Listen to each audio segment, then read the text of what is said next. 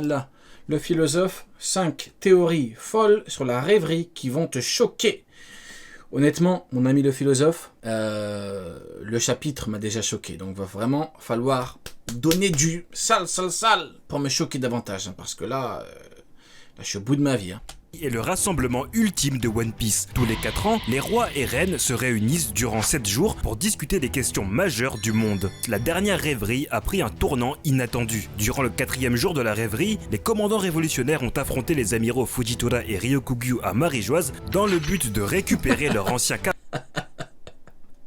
Oui, Ryokugyu et Mitroglou, Fujitora et Mitroglou ont combattu Sabo, un géant en jupe, un corbeau et un chat en jetpack, et ils ont échoué. Moi qui voulais un petit peu me changer les idées, on y revient toujours, hein, toujours dans le même registre. Hein. On a beau essayer de partir à droite, on revient toujours...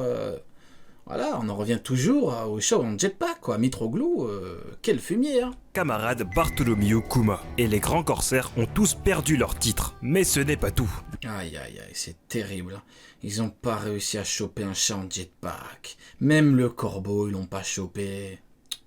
Le 7e jour, un incident grave. L'auteur, il est en croisade, hein. Il est là pour anéantir tous les pros-amiraux, hein. Tous les pros-amiraux, il est là pour vous détruire, hein. Je suis désolé, hein. Là, il est là pour vous achever, hein. Là, je suis désolé, hein. Là, c'est pas moi, hein. Je n'ai rien à voir là-dedans. Hein. Mais là, c'est l'auteur qui veut vous achever, hein.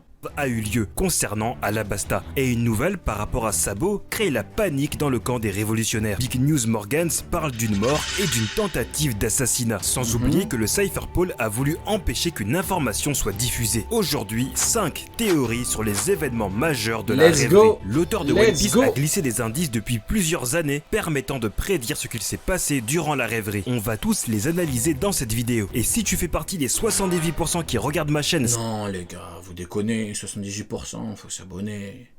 Mais oui, moi faudrait que je vérifie. J'espère que on n'est pas un ratio aussi catastrophique, hein. Ah ouais, hein. On a le meilleur ratio en théorie, il faut le meilleur ratio en abonnement également. Ah ouais les gars, il n'y a pas que les théories dans la vie, il faut s'abonner. Hein. Eh oui. Et on met un pouce bleu aussi, qu'est-ce que vous faites là? Sans s'abonner, n'hésite pas à cliquer sur le bouton rouge et à activer la cloche. Et n'oublie pas de laisser un pouce bleu. D'ailleurs, en vrai, je suis méchant avec Sengoku. Hein. En vrai, de vrai, je suis méchant parce que c'est lui qui m'a confirmé la théorie de Rox est indien. Hein. En vrai, de vrai, je suis méchant avec lui alors qu'il m'a confirmé une foutue théorie. Hein. J'avoue. Non, en vrai, Sengoku, je suis trop méchant. Hein. Mais ouais, mais c'est lui aussi, je peux battre Shiki à tout moment. Ah ouais, mais c'est toi aussi, tu dis des dingueries, il faut pas trop parler, Sengoku, arrête. Objectif, 3000 pouces bleus, la mort du roi Cobra. La chose que tout le monde a remarqué dans le chapitre 956, c'est qu'au sein du royaume d'Alabasta, la peur, la panique et la Ok, ouais, Mush, je ferai, pas de soucis. Tristesse règne. On comprend que quelque chose a dû arriver à la lignée royale de ce pays. Big News Morgans parle d'un mort, alors il est fort probable que cela concerne le roi Cobra ou Vivi. Lorsqu'on a revu le roi Cobra dans le chapitre 823, il semblait déterminé à demander aux 5 doyens Oui, je veux à tout prix assister à la rêverie. Il en peut plus, Cobra. Un éclaircissement sur le siècle oublié, plus précisément sur le rôle d'Alabasta dans tout ça. Car Alabasta est un des royaumes fondateurs du gouvernement mondial, mais ils ne sont pas montés à Marie-Joise et donc ne sont pas devenus des dragons célestes. La requête du roi Cobra sera bien transmise, car dans le chapitre 908, un membre du Gorosei affirme que le roi voudrait leur parler après la rêverie, ce qui coïncide donc... Il est trop fort, Cobra. Cobra, il a dit, pep, les 5 vieillards, là. Vous voulez que j'appelle l'EHPAD? Vous me donnez un rendez-vous, là. Vous me prenez pour qui? Trop fort. Chronologiquement. Ça pleurait dans la rue pour la mort de Chirac.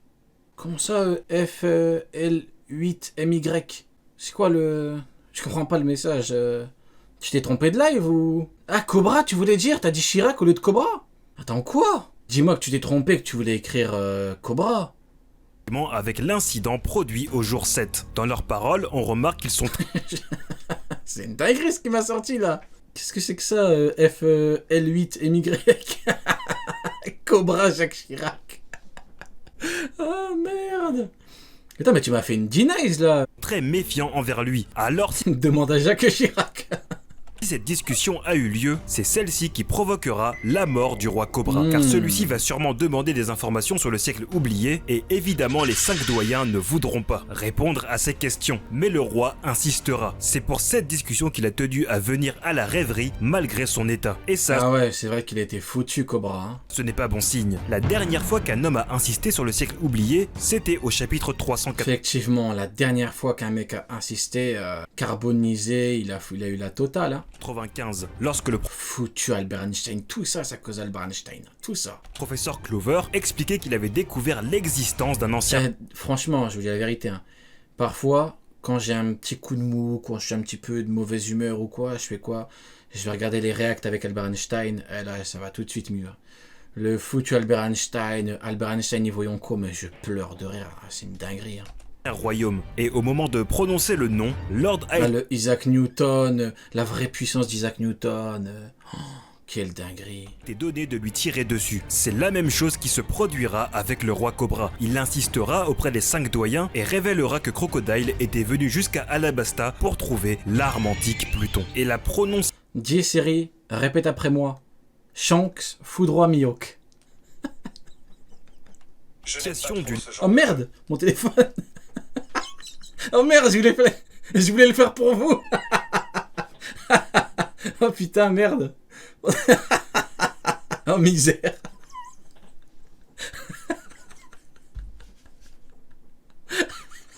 Mon téléphone il joue contre moi là. Moi, je suis Akainu et mon téléphone c'est Ryukyu là. Mitroglou là. Qu'est-ce que tu fais Mitroglou? Tu veux... Qu'est-ce que c'est que ça? Qu'est-ce que tu fais Mitroglou? Tu joues contre nous là? nom Pluton sera suffisante pour que Big CSC. les 5 Big CSC. doyens veuillent tuer le roi Cobra, car il en saura déjà trop, comme ce qu'il s'est passé sur l'île d'Ohara. Et comme tout cela s'est produit au 7e jour, le gouvernement mondial profitera de ce qu'il s'est passé au 4e jour pour accuser les révolutionnaires d'avoir tué le roi d'Alabasta. Mais évidemment, il n'y a pas que le roi qui sera concerné. Rappelez-vous que Im tenait dans sa main une photo de Vivi, et donc quelque chose arrivera à la princesse d'Alabasta. Et c'est la tentative de capture de la C'est très très bon, hein. C'est vraiment très très bon. princesse par le Cypher Pole. Mais le gouvernement mondial doit avoir une raison valable et présentable de la capturer. Et cette raison est le fait d'avoir été autrefois membre de l'équipage au chapeau de paille. Vous allez me dire que la marine n'est pas au courant de cela. Mais une personne peut révéler ce secret. C'est bien évidemment Wapol, l'ancien roi de Drum. Rappelez-vous au chapitre 131, lorsque Wapol et son groupe avaient tenté un assaut sur le Vogue Mary, Vivi et lui s'étaient croisés. Non, franchement,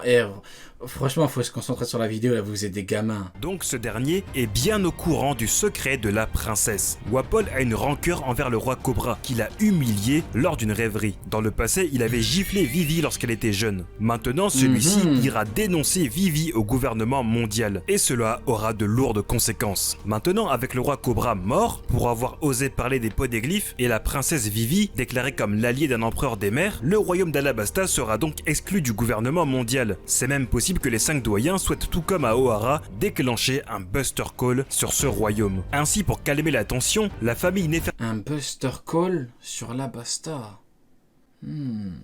Nefertari ne sera plus la famille dirigeante du royaume. Un homme prendra la place du roi Cobra, un homme qui est un leader et qui n'est pas venu à la rêverie. C'est bien sûr Koza, celui qui dirigeait l'armée rebelle. Rappelez-vous dans le passé de Vivi au chapitre 164, après avoir vu Koza se battre au péril de sa vie pour protéger la princesse, le roi le remerciera. Plus tard, il dira que Vivi est encore trop gentil pour le diriger, mais qu'il n'a pas à s'en faire car Alabasta est entre de bonnes mains. Il faisait sûrement allusion à Koza. Mais alors dans tout ça, que devient Vivi? Et ça, tu l'as compris, c'est le point suivant. Vivi revient. Ok, let's go. Vivi, attendez, hop. Dans tout ça, que devient Vivi? Et ça, tu l'as compris, c'est le point suivant. Ok. Vivi revient dans l'équipage. Il y a Oh, Vivi revient dans l'équipage. Tiens.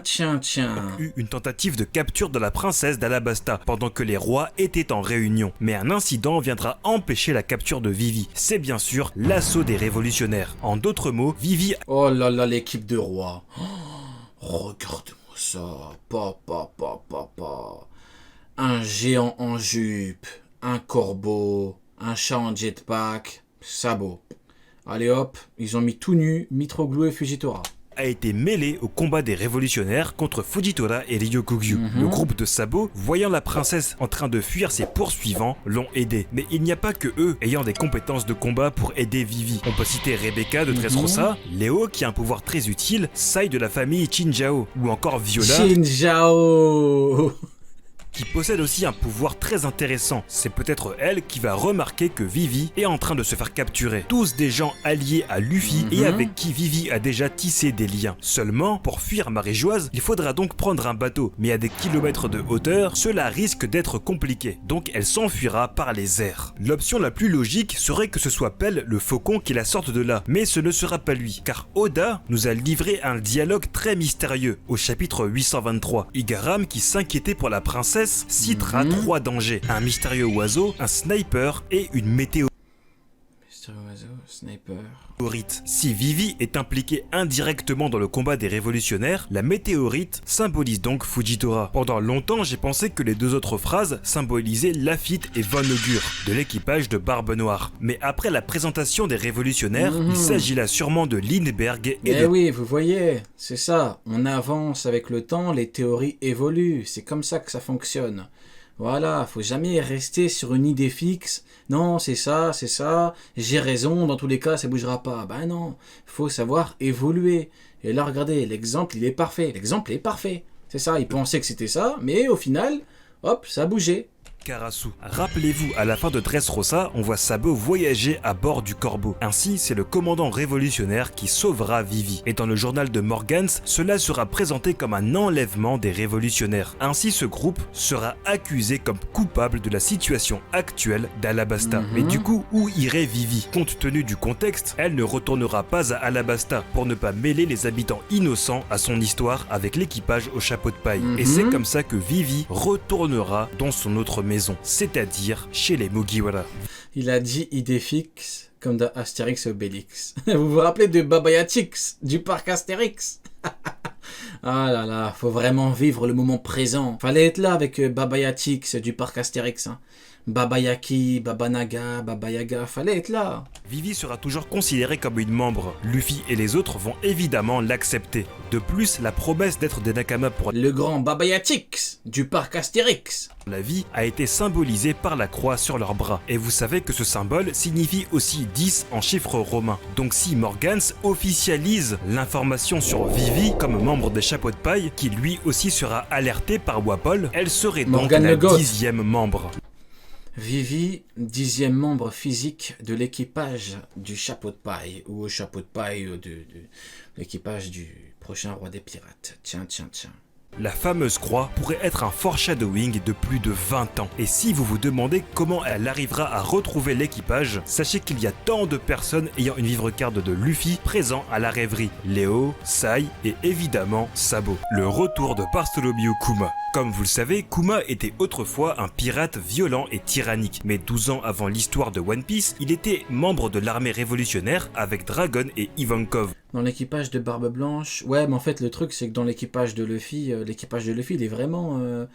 Il n'y a pas genre de mousse, il n'y a pas de gens qui les suivent tout le temps. C'est vraiment un équipage très restreint en nombre. C'est pour ça que c'est différent de tous les autres équipages. C'est vraiment un équipage...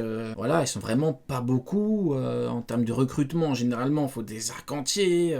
Kuma savait même que Dragon était le père de Luffy. Même Ivankov ignorait... Même Shanks, il y a des mousses et tout. Vous vous rappelez de l'autre qui fait un CSC là? Oh, on dit que c'est un monstre singe, alors que le mec c'est un monstre singe. Alors que Luffy c'est différent, mais bon. Cela montre que Kuma était proche du père du pirate au chapeau de paille. Pour une raison qu'on ignore, il est devenu un grand corsaire. Puis il a accepté que Vegapunk le transforme en cyborg. Néanmoins, le scientifique accepta de lui laisser une dernière mission, qui est de protéger le Thousand Sunny. Et si finalement la transformation de Kuma en cyborg était un plan depuis le début? Vous avez peut-être déjà entendu parler de... Après, en vrai de vrai...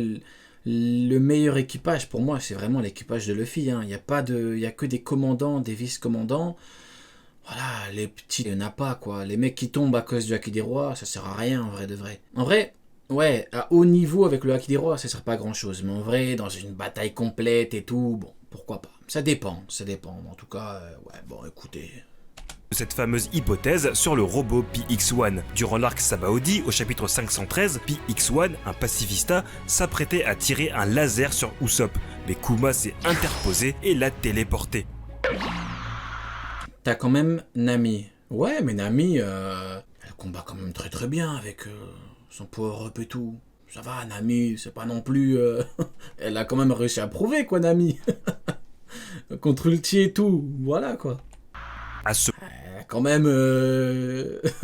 moment-là, il n'était pas encore totalement modifié par Vegapunk. L'idée serait que Kuma aurait envoyé PX-1 vers le Non, la véritable fraude, pour le moment, c'est Usopp. Faut dire la vérité. QG des révolutionnaires, Baltigo, afin que Lindbergh étudie le système des pacifistas, car ces derniers ont comme modèle Bartholomew Kuma. Ainsi, grâce à cette étude, ils pourront remettre Kuma dans son état normal, et mieux encore, ils pourront pirater tous les pacifistas du gouvernement mondial et les contrôler. Et donc le gouvernement mondial perdrait donc une énorme force de frappe avec la perte de Kuma et des pacifistas. Cependant, j'aimerais exposer une autre idée, qui est que après que Kuma soit redevenu lui-même, il finirait par mourir, et donc son fruit du démon se réincarnerait. Qu'est-ce qui me fait penser ça? Vous le savez, les fruits du démon de l'équipage du chapeau de paille représentent des chiffres de 1 à 10. Gomu Gomu, Hito Hito, Hana Hana, Yomi Yomi. Et donc, il manque le 2 et le 9, qui se disent Nikyu. Et donc ça ferait Nikyu Nikyu. Le nom... Il y en a plein qui sous-estiment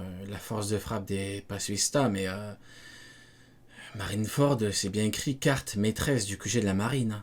Il y en a plein qui croient que c'est de la merde, mais faut vraiment pas croire que c'est rien. Du fruit de Bartholomew Kuma. Ce qui est encore plus intéressant, c'est qu'en additionnant tous ces chiffres, on obtient 325, qui en japonais peut se lire Sanigo, le nom du bateau. C'est pourquoi j'ai pensé à cette idée dans laquelle Bartholomew Kuma mourrait après avoir été récupéré et que finalement un membre de l'équipage reprendrait son fruit du démon. Finalement, dans toutes les théories présentées jusqu'à maintenant, aucune n'incrimine le gouvernement mondial. Alors qu'ont-ils voulu cacher? Eh bah tu vas le savoir. Le secret du gouvernement mondial. Un agent infiltré du Cypher Pole est venu voir Morgans pour le forcer à modifier... Ah là j'étais mort de rire.